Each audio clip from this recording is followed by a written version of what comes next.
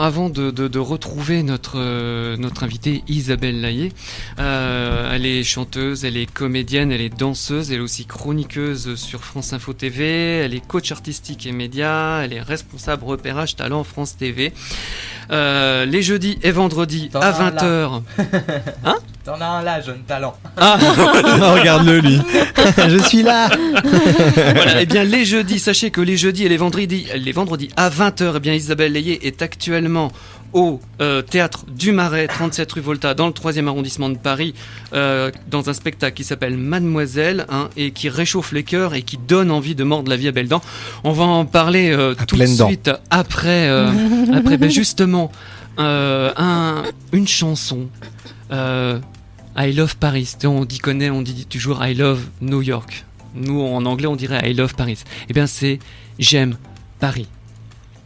Vous allez voir, c'est un regard sur elle. Comme toujours, elle est belle. Elle te donne son cœur tendrement. Et toi, d'où que tu viennes, elle t'accepte et t'entraîne. Elle ne sait qu'aimer passionnément. J'aime Paris quand elle s'éveille. J'aime Paris, la rebelle. J'aime Paris qui s'étourdit après minuit. J'aime Paris, ses lumières et sa frénésie. J'aime Paris à chaque instant, l'écrin de tous les amants. J'aime Paris, son ardeur et sa folie. L'amour est né.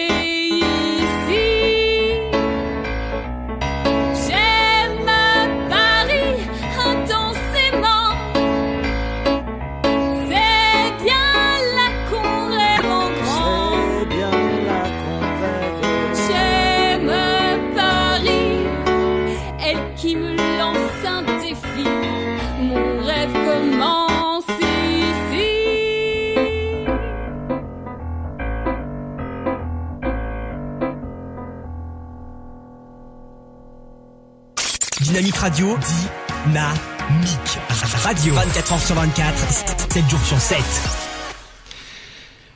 Il est 13h06 sur Dynamique Radio, c'est l'heure du déj, un doigt dans le culturel comme on dit. Et alors là on va parler poésie, chanson, musique, théâtre, émotion, rêverie. Des bonnes choses. Avec notre invitée Isabelle Laillé. Bonjour.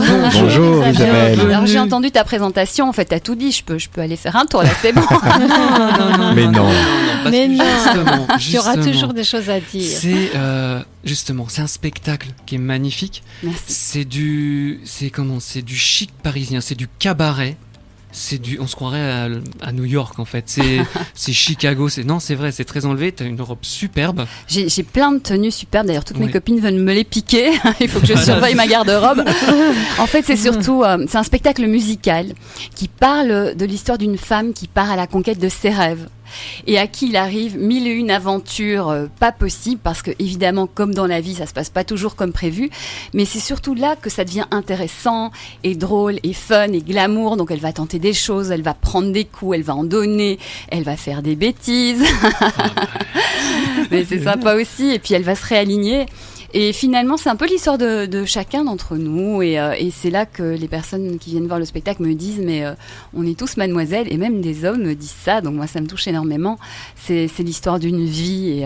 Et c'est ça qui est touchant et qui fait qu'on peut tous la partager. Comment c'est venu cette idée de spectacle ? Alors, c'est un spectacle, je pense que je le porte en moi depuis de nombreuses années. On va dire que c'était une très longue gestation. Et un jour, il m'est venu, alors la toute première version, je m'en rappelle, c'était en janvier 2014, il faisait beau, j'étais chez moi, c'était un samedi après-midi, et j'ai eu cette vision, et j'ai commencé à écrire. Puis après, ça a mis du temps, parce que je voulais faire un spectacle musical avec des chansons que j'aime profondément, parce qu'elles sont soit drôles, soit mordantes, soit glamour, mais les textes sont tous très très riches, et aussi ce sont des textes qui permettent de jouer. Moi, je suis chanteuse, danseuse, mais je suis aussi comédienne et j'adore interpréter des situations. Et finalement, j'ai réuni tout ça, que j'ai présenté dans un premier spectacle qui a lieu pendant 3 mois au gymnase fin 2014. Et de là est venu Philippe Davila, qui est metteur en scène, moi que je connaissais depuis longtemps, puisqu'on vient tous les deux de Belgique, et qui a fait cette fameuse aventure de Roméo et Juliette, où il était un des rôles principaux, Mercutio, et qui est quelqu'un qui a vraiment une super belle carrière. Il a fait ces gros shows-là, mais aussi derrière, il a fait des petits shows très subtils, très personnels, très très jolis. Je connaissais son travail, et quand il est venu, j'ai osé lui demander, parce que je crois en mes rêves, j'ai dit, est-ce que tu veux bien être mon metteur en scène pour ce spectacle que j'avais monté toute seule, parce qu'il faut bien commencer, et il faut pas s'arrêter, il faut y aller, et puis petit à petit construire. Ça, c'est ma façon de faire, et ça marche. Et en fait, il m'a regardé droit dans les yeux, il m'a dit, mais avec plaisir, j'aime ce que tu fais, je t'aime comme artiste, et puis je vois très bien où on peut aller avec ce spectacle. Et du coup, on a commencé à le construire. Le temps est un peu passé parce qu'on avait des choses, lui et moi. Et vraiment, mais très honnêtement, je savais qu'avec lui, ce serait un joli spectacle et qu'il l'amènerait plus loin. Mais là, vraiment, il m'a bluffé. C'est-à-dire qu'il nous a emmenés, mais tellement plus loin. Il a sublimé le spectacle. Et Mademoiselle, aujourd'hui, c'est devenu notre projet à nous deux, parce que non seulement il a fait la mise en scène, mais on a aussi réécrit l'histoire. On l'a renforcée, on a mis plus d'enjeux, plus de force d'émotion.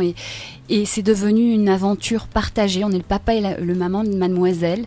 C'est un bonheur, et il vient de notre cœur, il vient de plein d'expériences qu'on a eues, mais surtout de nos âmes aussi, et je pense que c'est pour ça aussi qu'il touche les gens, parce qu'on a mis vraiment beaucoup de sincérité et de passion dans ce spectacle. C'est vrai qu'en parlant de Philippe Davila, c'est un vrai artiste.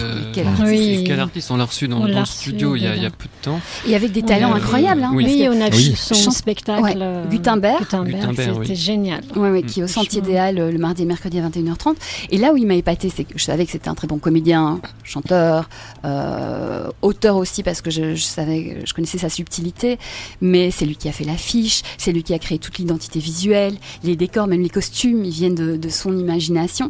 Et donc à chaque étape, il m'a impressionné, il s'est investi, mais c'est pour ça que je dis que c'est le papa maintenant de Mademoiselle, parce qu'il s'est autant investi que moi. On est tous les deux partis dans une passion, une frénésie d'amour pour ce spectacle. Et sur le chemin, il y a Vincent Gaillard, qui est non seulement notre pianiste, qui est aussi comédien dans le spectacle, mais qui aussi a fait tous les arrangements, qui est venu et qui s'est aussi pris d'amour, comme disent les Québécois, pour le spectacle. Et puis on a eu la chance de rencontrer Hervé Compan du Théâtre du Marais, qui a aussi été touché par le projet et s'est embarqué avec nous dans l'aventure. Enfin voilà, cette aventure, elle est tellement belle et positive que finalement, le chemin se trace uniquement avec des belles énergies, et les retours sont à la hauteur de ça. Et voilà, moi je dis merci à la vie tous les jours de me permettre de vivre ça et de le partager avec une aussi belle équipe, et puis aussi maintenant avec le public qui me fait des retours, mais j'en ai parfois les larmes aux yeux tellement que c'est touchant. Moi je trouve que c'est beau de réaliser un rêve en fait, parce qu'un rêve, le rêve, ça compte beaucoup pour toi en fait. Le rêve, c'est un peu sur le chemin de ma vie. J'ai toujours été touchée par le thème du rêve, mais c'est aussi ce qui m'a fait avancer toujours. Comme tu disais, je fais aussi du coaching à côté, c'est accompagner les autres sur le chemin de leur rêve, c'est important pour moi.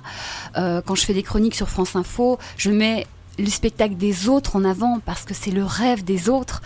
Et par le spectacle aussi, des gens me disent, mais tu nous prouves que c'est possible en fait de réaliser ses rêves. Alors certes, il faut travailler, il faut y croire, il faut ne pas lâcher, il faut avoir la chance de rencontrer les bonnes personnes, de bien s'entourer, mais c'est possible. Et le fait de croire en ses rêves et de partir à la conquête de ses rêves, on n'y arrive pas toujours. Mais sur le chemin, on apprend tellement de choses, on grandit, on rencontre des gens, on s'enrichit. En fait, on vit et on grandit, c'est merveilleux. Et puis parfois, on y arrive. Et là, c'est juste exceptionnel. C'est l'étoile dans les yeux. Oui, c'est vrai. Exactement. On l'entend pas, mais on la voit bien. Enfin, on le voit ici, je veux dire, oui, mais ça sent. Une petite fée qui parle, qui dit la rêve, c'est bien. Mais un sourire s'entend. Oui, c'est vrai. Exactement. Tu as raison. Oui, quand on parle. Tu as raison. Julien, t'avais une question ? Oui, moi je voulais savoir, donc pour étoffer ce personnage et cette histoire, vous avez puisé dans votre histoire personnelle ou est-ce que c'est vraiment fictif Je dois l'avouer, il y a beaucoup de choses qu'on partage avec Mademoiselle. Vraiment, je pense que quand on écrit, on met de soi, d'une manière ou d'une autre. Alors parfois, ce n'est pas toujours conscient. Là, c'est carrément conscient. Oui. J'avais envie de partager aussi mes expériences de vie, aussi parce que je pense que il y a tellement de vérité que pour que les gens soient touchés, il faut de sa vérité. Après, on a rajouté des choses. Bien sûr, oui. Et j'aime bien aussi laisser le mystère. Il y a des gens qui me disent, mais alors c'est vrai, qu'est-ce qui est vrai ? Et finalement, j'aime bien laisser ce mystère-là parce que ça permet à chacun de se réapproprier l'histoire. Par exemple, je dis, quand on vient d'une ville perdue au fin fond de nulle part où il pleut 300 jours par an, on n'a pas toujours le droit de croire en ses rêves ou c'est compliqué. Et finalement, quand je discute avec les gens, certains me disent ouais, la ville c'est Lille, hein. Ou d'autres c'est en Normandie. Non, mais c'est en Bretagne. Non, mais c'est en Belgique. Je fais finalement, j'adore parce que ça veut dire que chaque personne sait créer sa propre histoire. Et finalement, on va dire que Mademoiselle c'est une histoire et chacun y met sa couleur. Et il y a autant de couleurs que de personnes. Et ce spectacle le permet. Et je pense que ça c'est aussi une des réussites, aussi grâce à Philippe, de ce spectacle. Ouais. Alors il y a différents moments, que ce soit drôle, que ce soit émouvant, que ce soit cocasse. Comment dirais-je, avec elle, donc l'essentiel à première vue, ce n'est pas l'argent et la gloire, mais bien l'amour et le respect des autres et de soi. Exactement. Alors au début, elle est jeune, elle est naïve, elle part, I'm the king of the world, elle veut. Et elle prend un chemin, mais c'est le chemin qu'on prend tous, je pense, au début, qui est le chemin de l'illusion, de penser que la réussite, elle passe par certaines choses.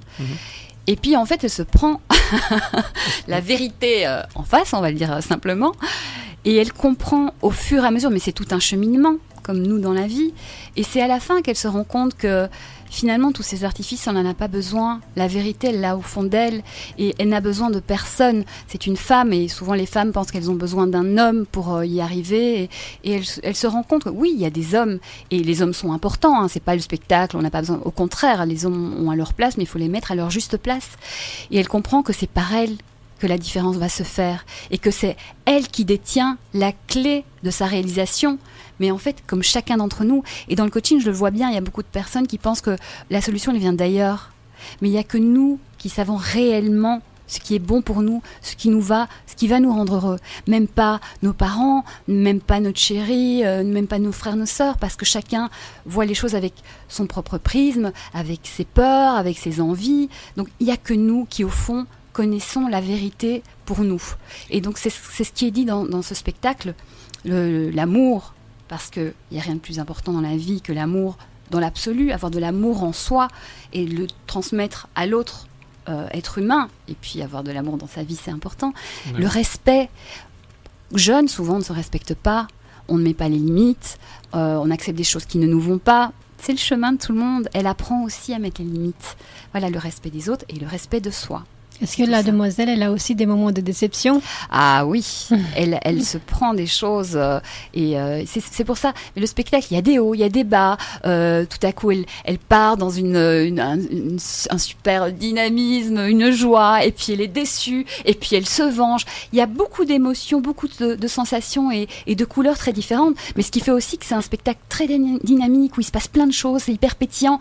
On n'a pas le temps de s'ennuyer parce qu'il lui est à peine arrivé un truc que hop, tout à coup, il se passe quelque chose et on va ailleurs et du coup c'est un tourbillon dans lequel on entre, on est embarqué, on est avec elle. En plus le théâtre du Marais, c'est un petit théâtre dans lequel on se sent très bien, l'énergie circule vraiment bien, on est proche, le public me dit qu'il sent vraiment, qu'il a l'impression d'être avec moi et moi je le sens vraiment, je le sens avec moi et voilà, il y a une sorte d'énergie qui se passe et on part en voyage tous ensemble. C'est tellement bien dit. On la voit bien en elle. On s'imagine, ouais, c'est vrai. Déjà la scène, elle avec la robe de soirée et que là elle est en train de chanter, là on l'imagine tout de suite. Et là je vais vous faire découvrir, les amis, je vais vous faire découvrir un morceau qui s'appelle Les Diamants. Et vous allez voir où je veux en venir.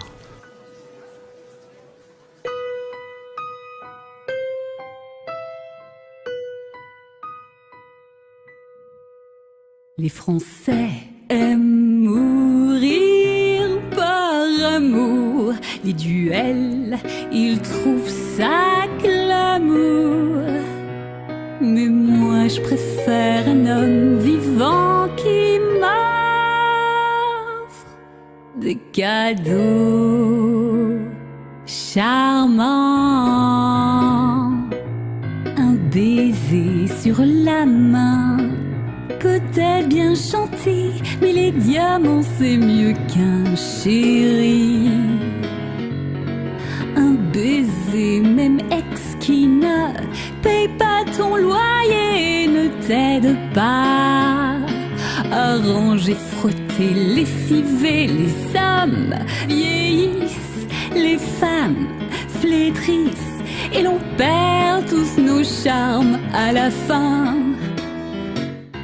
Mais les diamants, c'est chéri, ne bouge pas et reste joli. Les diamants peuvent changer ta vie.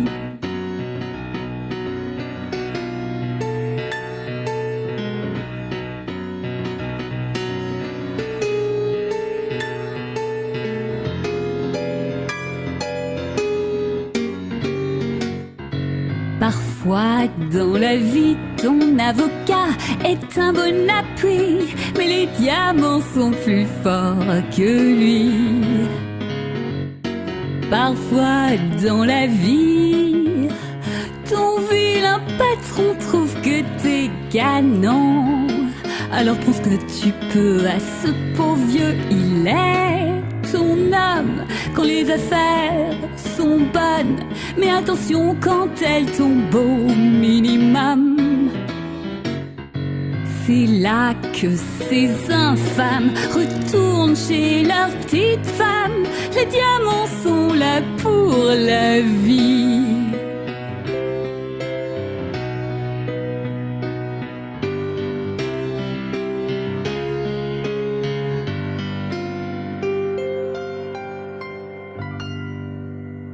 On m'a parlé d'histoire purement platonique, mais les diamants sont ma garantie. Car tous ces beaux soirs, même très romantiques, sont de meilleurs plans. Si les présidents blindés d'argent, le temps passe et tu t'encrasses et tu n'arrives quasi plus à marcher. Mes genoux rouillés ou dorés dits, tu te relèves au nom d'un Tiffany.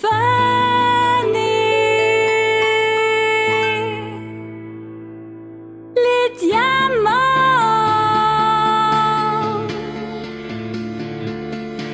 les diamants.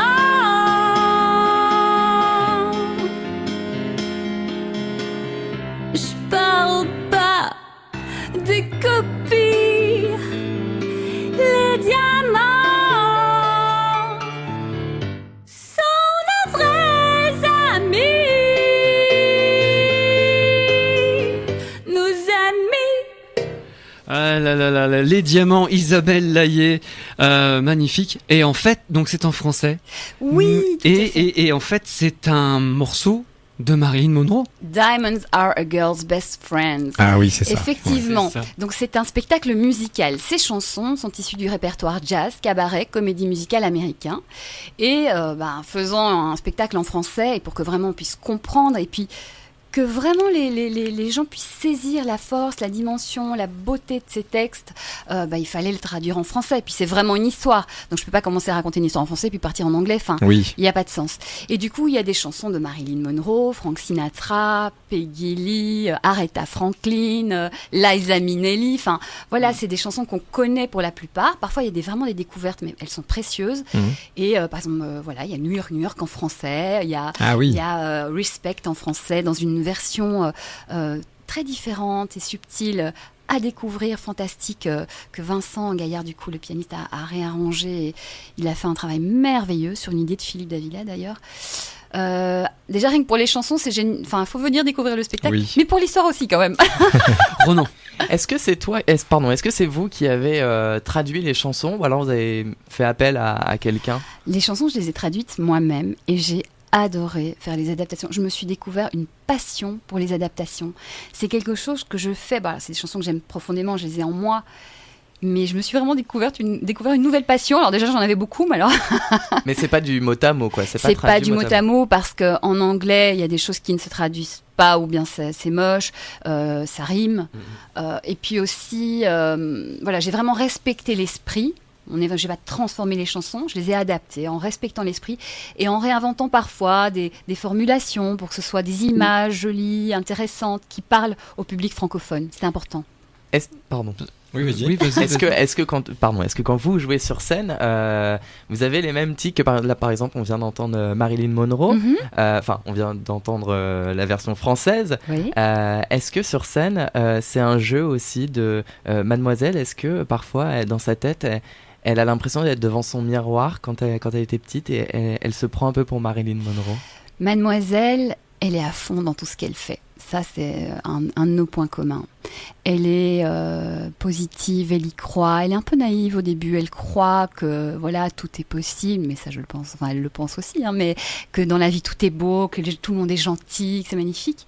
Et donc, elle est à fond dans tout ce qu'elle fait. Donc, quand elle est la petite fille, elle est à fond la petite fille. Et puis, quand elle est la femme glamour qui va aller séduire les hommes, elle y est à fond. Mais vraiment. Mais ça, tu verras dans le spectacle quand tu viendras vendredi prochain, apparemment. Avec plaisir. Regardez la surprise. Oui, elle est à fond. Et en tant que comédienne, il faut y aller à fond, quoi. C'est ça le triple plaisir d'incarner, mais jusqu'au bout des ongles et de toutes les vibrations possibles, ces moments. Et puis c'est des moments forts. Et ce qui est génial justement en tant que comédienne, c'est qu'elle vit tellement de choses différentes.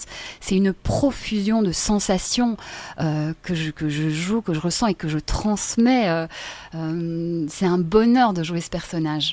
D'ailleurs, au théâtre, on le dit souvent,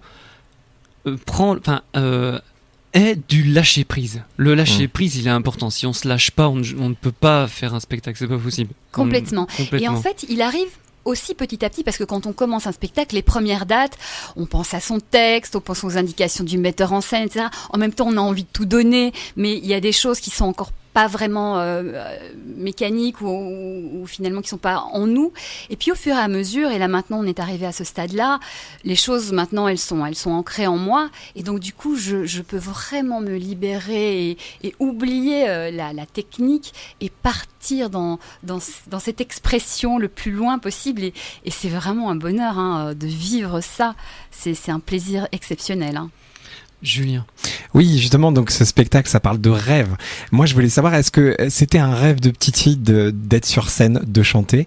Est-ce que c'est depuis petite fille que vous avez ce rêve-là? Et je voulais savoir si vous aviez aussi exaucé une partie de vos rêves. Est-ce que où on en est dans l'élaboration de vos rêves? Où on en est? Alors, j'ai 1 million de rêves, donc ça demande beaucoup d'énergie. Ah oui. Je coche la liste au fur et à mesure. Alors, ce qui est très incroyable, c'est que dans ma famille, il n'y avait personne d'artiste.